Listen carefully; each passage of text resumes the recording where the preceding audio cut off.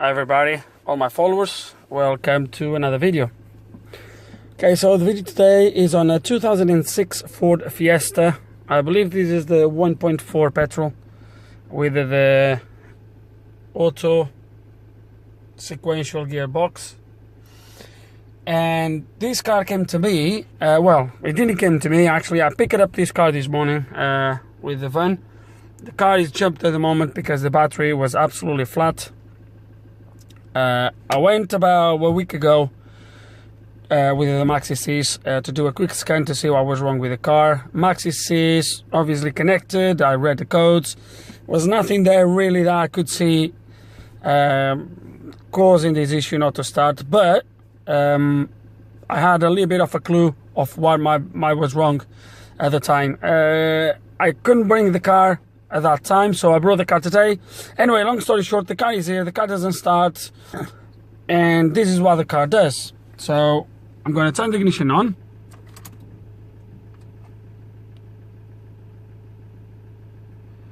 Okay, it stays like that, and it comes up with that. Transmission malfunction, that's what it does. And obviously if I press the brake pad, and I try to turn the ignition, nothing happens. It keeps saying there auto, and it says select neutral. The car is already in neutral. Oh no, it wasn't, sorry, that's my fault now. That's neutral, that was sequential, so that's in neutral. So on, back, come on, get out of there. That message usually goes away.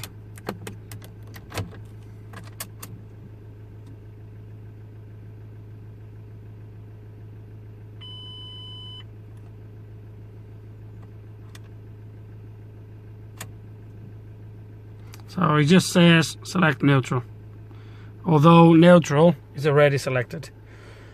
So I don't know exactly where the problem is yet, now whatsoever. Like I said, the scan I did where the car was with the Maxi-Cs was a very quick scan. I really went there, just, you know, I didn't really have the time. So today we are here, and we're not going to use the Maxi-Cs. I'm going to use the Ford, and let's gonna plug it in and see what we can find. Okay, so quick key on engine off test revealed these two codes. So one is a CAN network code. Not much worried with this for now, being between the ABS and transmission control module, but this one, Gearshift position controller. So I have a feeling that this is going to be our code that is not allowing the car to go into actually neutral, and that obviously prevents the car from starting. So it tells me here to carry out the ASM service functions, which I'm going to press, which we're going to do, and then we'll go from there. For now I'm going to try to delete these codes. Surely they will come back, I believe. Okay.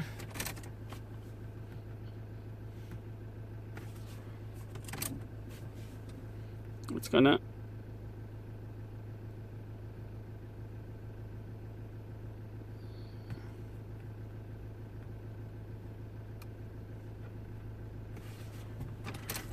okay, so we're gonna delete the codes, and then we're gonna go to that function, see what we can do in there. Okay, so where are we? So I went through the ASM functions. The only functions in there really is bleeding for the clutch system, for the electric, hydraulic, electric actuated clutch. There's nothing else in there really. So I'm now on some live data, and this is what I want to show you now. Let's see if well, hang on a minute. So well, this is going to come out. So up here we have, as you can see in the bottom, oh sorry guys, so that one is selected. So gear level position drive is off because it's now on drive. It's selected in neutral. If I move it to drive, you're going to see that where the arrow is going to change to on. Okay, and if I put it to auto, it goes to off. Okay.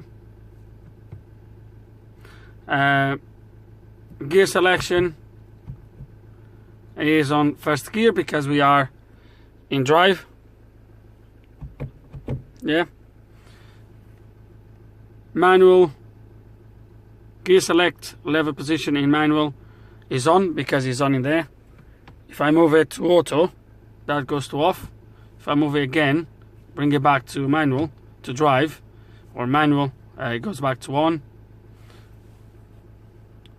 Neutral, it says is off because obviously it's there. If I pull it to neutral, the neutral becomes on. Reverse says off.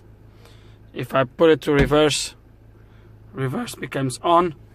And gear selection, obviously it says R from reverse. Now I'm going to put in neutral. That's neutral. And look, so everything here for the gear selector, which is this electronic part, is working. But now look, the feedback from the gearbox. Transmission actual gear is stuck in 4th gear. So that's our problem. So it doesn't matter, I'm going to show you. Doesn't matter what I do, it doesn't come out of 4th gear. So it's stuck in there and it doesn't come out. Now, at least with this live data, we kind of established that there is not a problem with our gear selector. I wish it was, to be fair, but it's not. The gear selector seems to be requesting everything correctly, and obviously it's just the gearbox that is not doing it. Now, the gearbox, this sequential auto, whatever this is, it does have 3 motors in there, 3 electric motors. One is the pump for the clutch, which basically is electric pump that when you select the gears, or when it's in auto, what it does is applies the clutch through the electric motor and obviously engage the gear, and then obviously depress the clutch again. That motor seems to be working, to be fair with you. I don't know about the pressures or anything. I mean, just hearing it through some of the actuations in there, it seems to be working. Then you have 2 motors for the gear selection. So there's 2 motors attached to the gearbox that select the gears. I have a feeling that it's going to be one of those motors or something, a wire problem related to those motors, something along those lines maybe. I don't know yet. I'm gonna try to go through some actuators in there a little bit more, try to see if I can figure out a little bit better. It's probably a common problem, don't know. I haven't searched it yet. It might be that this is a common problem. But yeah, I'm gonna do a little bit of actuator test and try to see why the car is not coming out off gear, off the 4th gear, and see if we can resolve this issue. Just before I move any forward, I just want to show you the code that is on the gearbox. I don't know if I showed you this before at the start of the video. If I didn't, this is the code P0919-60TCM, and it stands for Gearshift Position Control Error. And then carry out the ASM. We did that already, or I did that already, which is pretty much just to bleed and stuff like that. So I didn't perform the test. I just went in there to see, but this is the code status is 60. So it says no additional function for this DTC. The DTC present time of the request, and this is it. So this is all it says. So this is our code. Okay, so I don't know how well this is going to come out on the phone, but So this is the motor, the pump that I've told you. There's a oil pipe that goes into the clutch. So this is what activates the clutch. Now, because our code and our problem is to do with the gear position, selection position, whatever that is, there's nothing to do with the clutch. So I don't think this is the problem. It's going to be these two motors here, this one and that one in there. These are the ones that do the gear change. Now they seem to come out as a unit, as a one. So am I going to take that off? And yeah, I think that's what I'm going to do. I'm going to do a quick inspection on these cables here, but I have a feeling that one of these motors is gone. Now which one, I don't know. We're going to have to go and have a look. Okay, and here is our gear selector, the two motors that obviously activate these levers here and engage the gears. So my understanding is that one of these motors obviously is not working, and you guys know me, it's gonna start to take things into bits. Okay, everything is into bits. I'm gonna confess, this kind of screw that goes in there. Okay, let me turn it away. Goes in there all the way, and then comes out in there. Then you have this that goes in there and goes in there. Yeah, it moves this back and forth. This I nearly had to hammer it to come out because it was that stiff. But to be fair with you, this type of mechanism, this will have a lot of torque, so I don't think this will be the cause. But we're going to lubricate everything anyway. So my next step now is get these two motors running. So I'm going to put electric on it. So you have position sensors inside, obviously, and you have two wires that are going to be the power. We're going to put power on them and see if they run. Okay, to identify the wires for the motors, obviously it's quite easy. It's going to be the wires, the thick wires that on the plug, and both plugs, the wires are the ones on the edge. So it doesn't matter now which way we're going to plug. These motors, they will run back and forwards anyway. So we're just going to give them 12 volts and see what happens.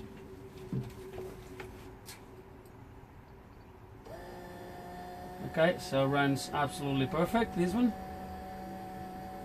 Let's try the opposite way, but obviously it's going to run. If it runs one way, it's going to run the other way. And it's going to look at this thick wire, this bigger motor. On this motor, this shaft doesn't spin, is only this yellow kind of sprocket cog in there that's going to turn. So it's going to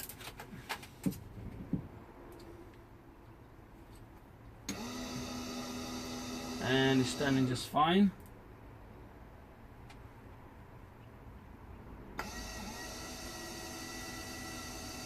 And it turns just fine. Okay, I'm a little bit confused now because both motors are actually spinning just fine, and when I try to turn this, it's not like if it's sleeping and it turns freely. It looks absolutely fine. There was no juddering while it was turning, it was just turning absolutely fine. It's the same, there's no... Okay, I have my doubts. That was, like I said, that shaft was absolutely stuck. I couldn't turn it whatsoever. I couldn't push it whatsoever. I had to lever inside with the screwdriver and kind of force it his way out. But this is a quite powerful motor, so it shouldn't be a problem moving that back and forwards. You know what I'm gonna do? I'm gonna try something else here. Watch. Okay, so what I've done is I kind of put the motor in place. I put that shaft in there, back exactly where it was.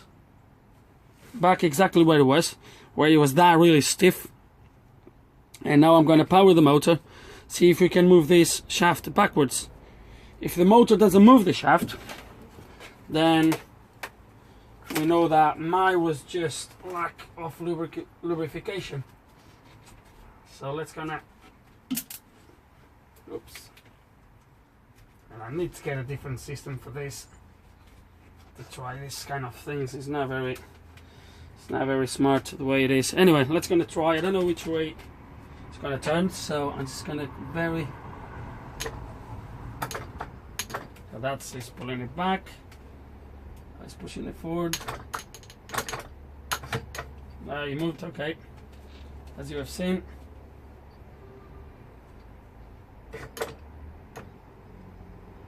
But it gets right there and it goes really slow when it gets to the end. I don't know if you can see. Can you see the shaft? Can you see that? Let me see if you can see it. Yes, you can. So let's gonna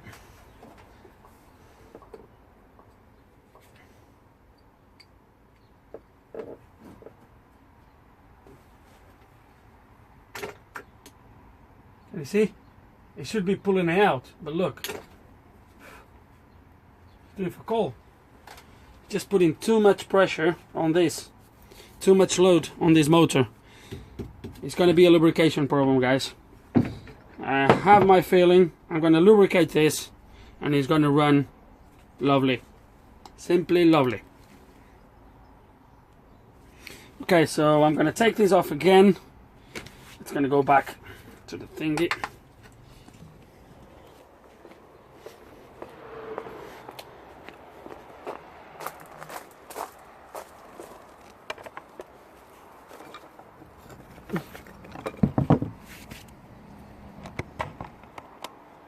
Record a little bit more for you guys that like long videos. Just gonna take this motor off again.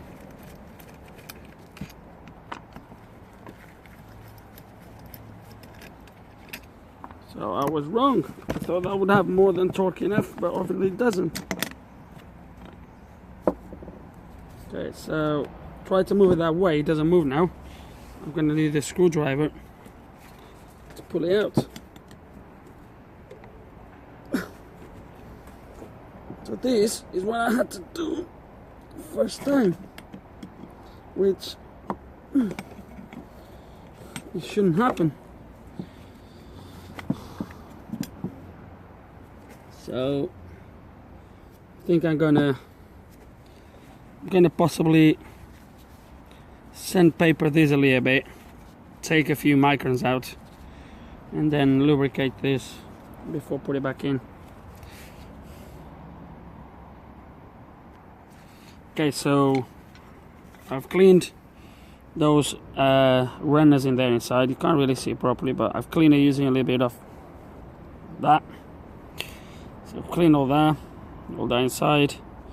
So it was a little bit of like dry grease in there, and the grease we're going to use is going to be this one, and we're going to grease everything, obviously, and put the motor back on. Okay, so sandpaper this is taking me nowhere. This is metal. I don't want to mess too much with this. So what seems to be happening is these plastic kind of what you call it? What do you call this? Forgot the name. Anyway, this guy there, this sliding thing here, why I think is happening is there's rust building up between the plastic and the aluminum, and it's just compressing this against the shaft. So what I've done is I pushed the shaft until break the end of it, and I'm sanding the inside of it a little bit like this, and then I will just glue the leer cap I broke. I actually had to break it because this is one piece only, so I'm sanding this on the inside until I manage to get that to work completely free inside.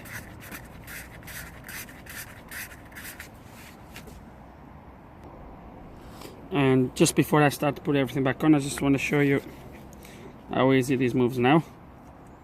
So it moves from there all the way. Look at that.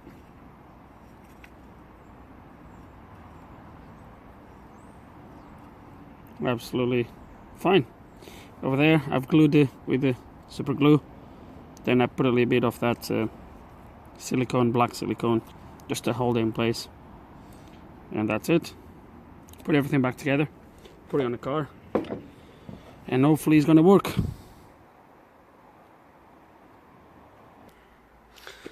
Okay, we're gonna put it back on the car, and then fingers crossed it's gonna work. Okay,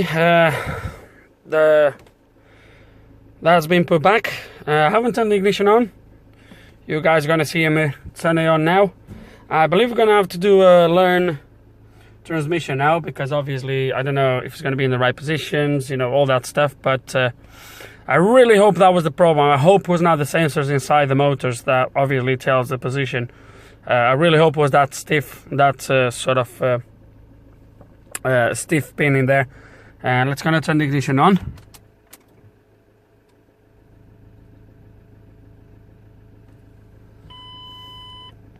Obviously we still have a transmission malfunction.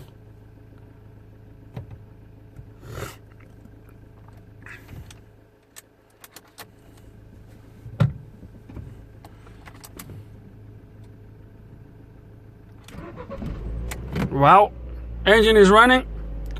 That's it. Look at that.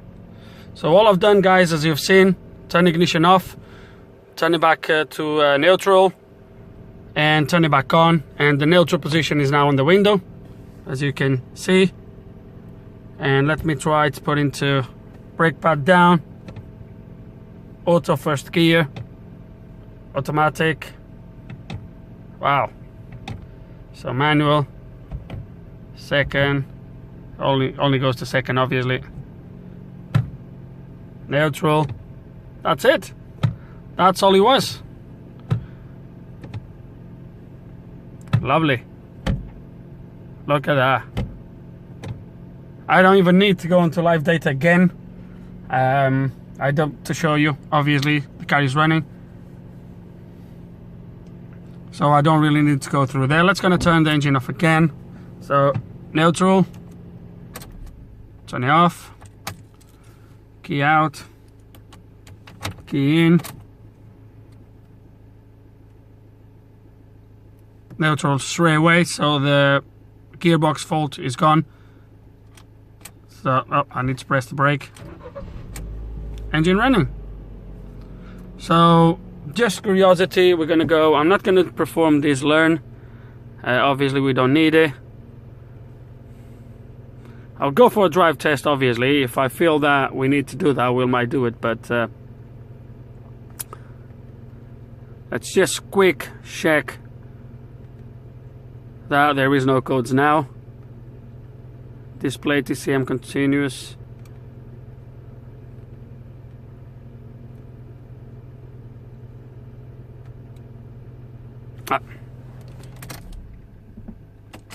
Ignition on.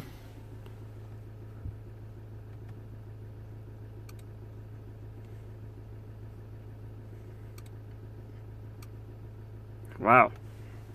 Sorted without spending any money. Absolutely spot on. So the 1900, this is not going to be is going to be probably what you call it, that's going to clear the fault.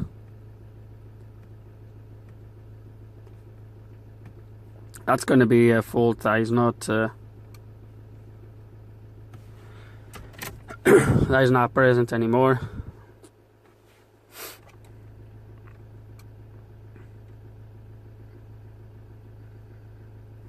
Okay, let's gonna remove the fault. Yes. Ignition on.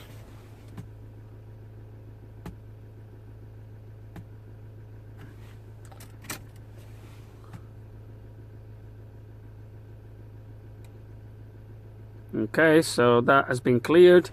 Now we're gonna key off, key on.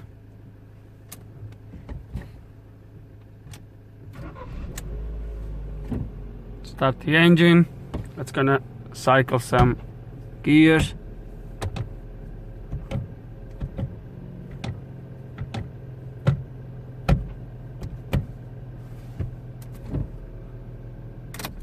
Engine off, ignition on. It's gonna check faults again.